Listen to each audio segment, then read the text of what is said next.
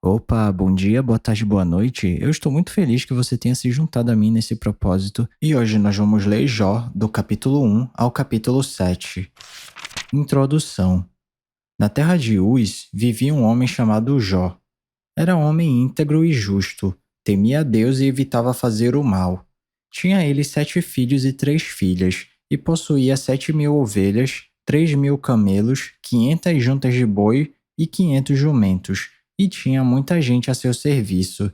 Era o homem mais rico do Oriente. Seus filhos costumavam dar banquetes em casa, um de cada vez, e convidavam suas 3 irmãs para comerem e beberem com eles. Terminado um período de banquetes, Jó mandava chamá-los e fazia com que se purificassem. De madrugada, ele oferecia um holocausto em favor de cada um deles, pois pensava: talvez os meus filhos tenham lá no íntimo pecado e amaldiçoado a Deus. Essa era a prática constante de Jó. A primeira provação de Jó. Certo dia, os anjos vieram apresentar-se ao Senhor e Satanás também veio com eles. O Senhor disse a Satanás: De onde você veio? Satanás respondeu ao Senhor: De perambular pela terra e andar por ela. Disse então o Senhor a Satanás: Reparou em meu servo Jó? Não há ninguém na terra como ele, irrepreensível, íntegro, homem que teme a Deus e evita o mal. Será que Jó não tem razões para temer a Deus? Respondeu Satanás. Acaso não puseste uma cerca em volta dele, da família dele e de tudo que ele possui? Tu mesmo tens abençoado tudo que ele faz, de modo que os seus rebanhos estão espalhados por toda a terra. Mas estende a tua mão e fere tudo que ele tem, e com certeza ele te amaldiçoará na tua face. O Senhor disse a Satanás: Pois bem, tudo que ele possui está nas suas mãos, apenas não toque nele. Então Satanás saiu da presença do Senhor. Certo dia, quando os filhos e as filhas de Jó estavam no banquete, comendo e bebendo vinho na casa do irmão mais velho, um mensageiro veio dizer a Jó: Os bois estavam arando e os jumentos estavam pastando por perto, quando os sabeus os atacaram e os levaram embora. Mataram a espada os empregados e eu fui o único que escapou para lhe contar. Enquanto ele ainda estava falando, chegou outro mensageiro e disse: Fogo de Deus caiu do céu e queimou totalmente as ovelhas e os empregados, e eu fui o único que escapou para contar a você. Enquanto ele ainda estava falando, chegou outro mensageiro e disse: Vieram caldeus em 3 bandos, atacaram os camelos e os levaram embora, mataram a espada os empregados e eu fui o único que escapou para contar a você. Enquanto ele ainda estava falando, chegou ainda outro mensageiro e disse: Seus filhos e suas filhas estavam num banquete comendo e bebendo vinho, na casa do irmão mais velho, quando de repente um vento muito forte veio do deserto e atingiu os 4 cantos da casa, que desabou. Eles morreram e eu fui o único que escapou para contar a você. Ao ouvir isso, Jó levantou-se, rasgou o manto e rapou a cabeça. Então prostrou-se com o rosto em terra em adoração e disse: Saí nu do ventre da minha mãe, e nu partirei. O Senhor o deu, o Senhor o levou. Louvado seja o nome do Senhor. Em tudo isso Jó não pecou, e não culpou a Deus de coisa alguma. Capítulo 2. A segunda aprovação de Jó. Num outro dia, os anjos vieram apresentar-se ao Senhor, e Satanás também veio com eles para apresentar-se. O Senhor perguntou a Satanás: De onde você veio? Satanás respondeu ao Senhor: De perambular pela terra e andar por ela. Disse então o Senhor a Satanás: Reparou em meu servo Jó? Não há ninguém na terra como ele, irrepreensível, íntegro, homem que teme a Deus e evita o mal. Ele se mantém íntegro, apesar de você me haver instigado contra ele para arruiná-lo sem motivo. Pele por pele, respondeu Satanás. Um homem dará tudo o que tem por sua vida. Estende a tua mão e fere a sua carne e os seus ossos, e com certeza ele te amaldiçoará na tua face. O Senhor disse a Satanás: Pois bem, ele está nas suas mãos, apenas poupe a vida dele. Saiu, pois, Satanás da presença do Senhor e afligiu Jó com feridas terríveis, da sola dos pés ao alto da cabeça. Então Jó apanhou um caco de louça e com ele se raspava, sentado entre as cinzas. Então sua mulher lhe disse: Você ainda mantém a sua integridade? Amaldiçoe a Deus e morra. Ele respondeu: Você fala como uma insensata. Aceitaremos o bem dado por Deus e não o mal? Em tudo isso, Jó não pecou com seus lábios. Os amigos de Jó. Quando 3 amigos de Jó, Elifaz de Temã, Bildade de Suá e Zofar de Naamate souberam de todos os males que o haviam atingido, saíram cada um da sua região. Combinaram encontrar-se para juntos irem mostrar solidariedade a Jó e consolá-lo. Quando o viram à distância, mal puderam reconhecê-lo e começaram a chorar em alta voz. Cada um deles rasgou seu manto e colocou terra sobre a cabeça.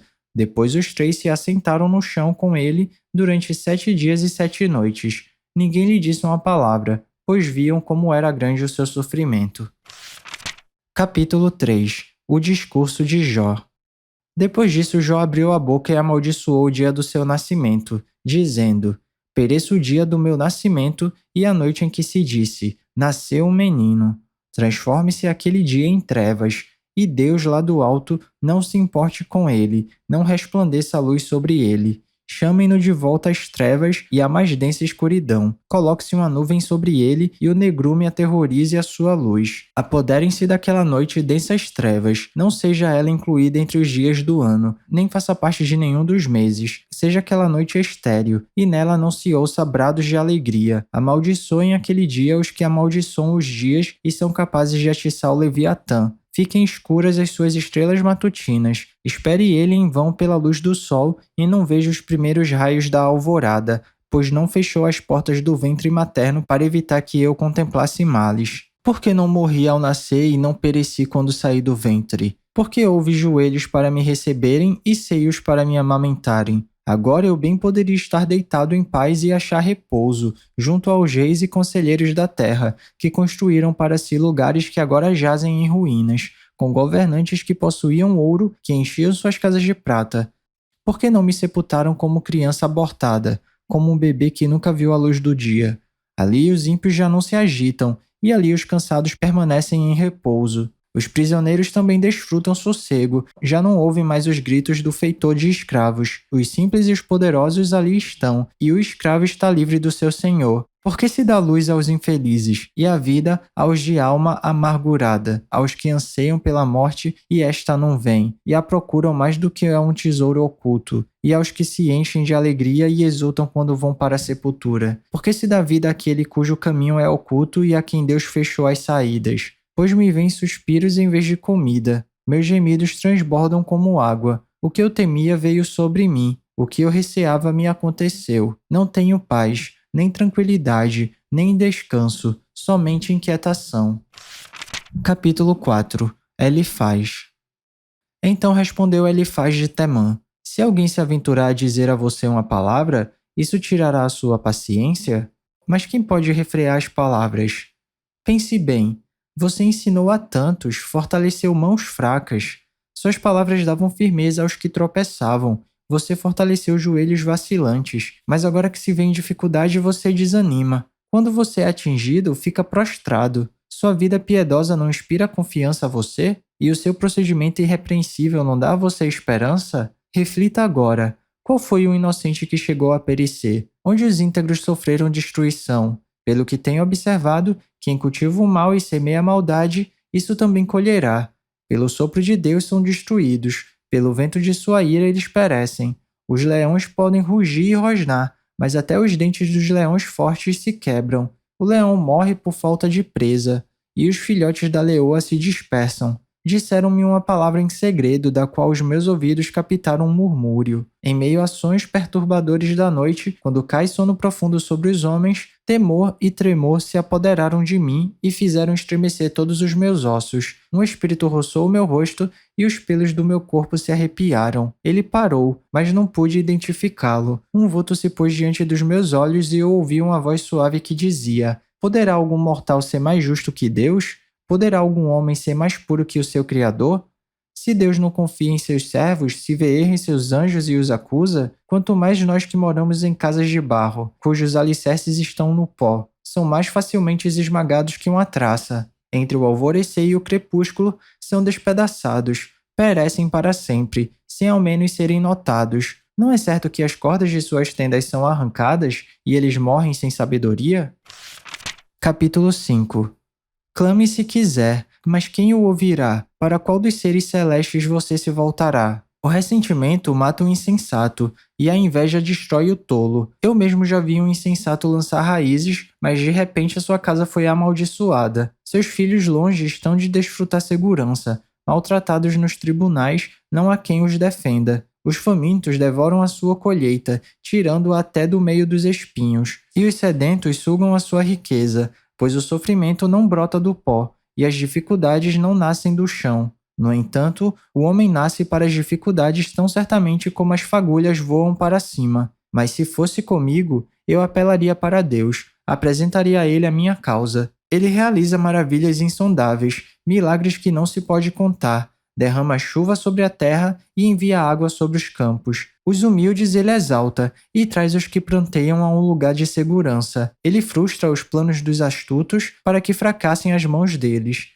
Apanha os sábios na astúcia deles, e as maquinações dos astutos são malogradas por sua precipitação. As trevas vêm sobre eles em pleno dia. Ao meio-dia eles tateiam como se fosse noite. Ele salva o oprimido da espada que trazem na boca, salva-o das garras dos poderosos. Por isso os pobres têm esperança, e a injustiça cala a própria boca. Como é feliz o homem a quem Deus corrige. Portanto, não despreze a disciplina do Todo-Poderoso, pois ele fere, mas trata do ferido. Ele machuca, mas suas mãos também curam. De 6 desgraças ele o livrará. Em 7 delas você nada sofrerá. Na fome ele o livrará da morte, e na guerra o livrará do golpe da espada. Você será protegido do açoite da língua e não precisará ter medo quando a destruição chegar. Você rirá da destruição e da fome e não precisará temer as feras da terra, pois fará aliança com as pedras do campo e os animais selvagens estarão em paz com você. Você saberá que a sua tenda é segura, contará os bens da sua morada e de nada achará falta.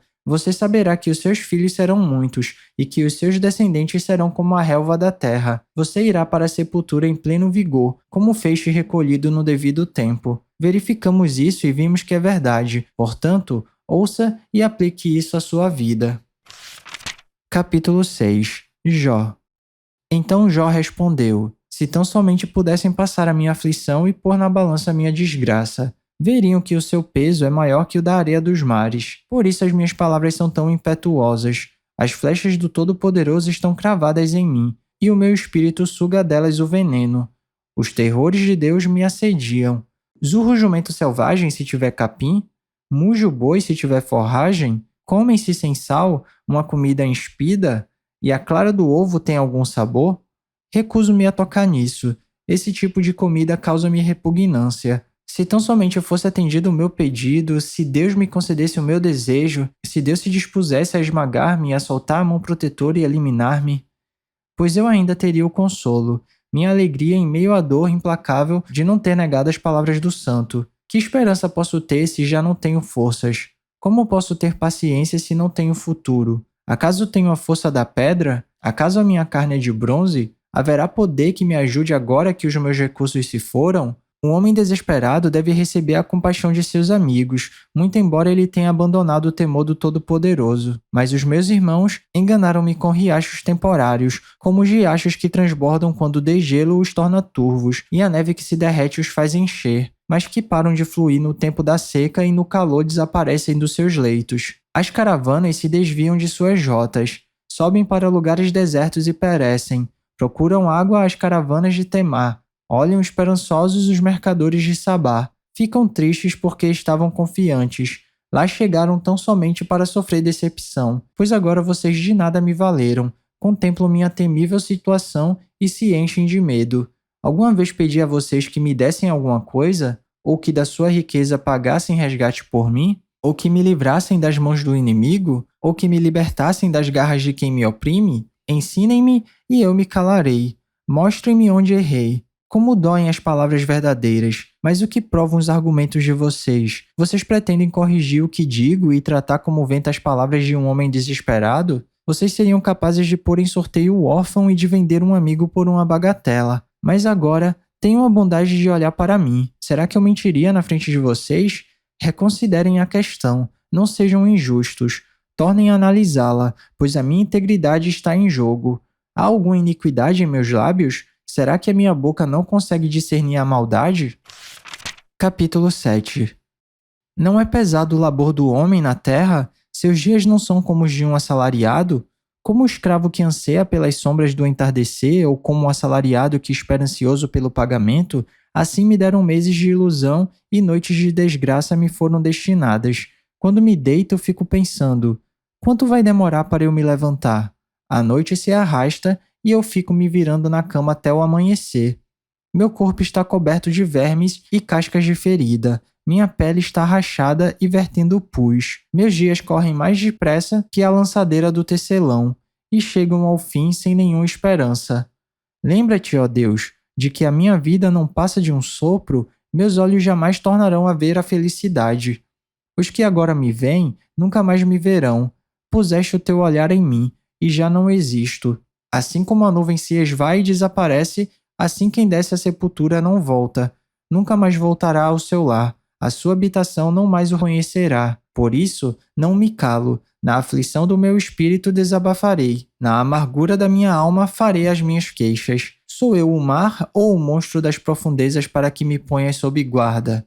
Quando penso que a minha cama me consolará e que meu leito aliviará minha queixa, mesmo aí me assustas com sonhos e me aterrorizas com visões. É melhor ser estrangulado e morrer do que sofrer assim. Sinto desprezo pela minha vida. Não vou viver para sempre. Deixa-me, pois os meus dias não têm sentido.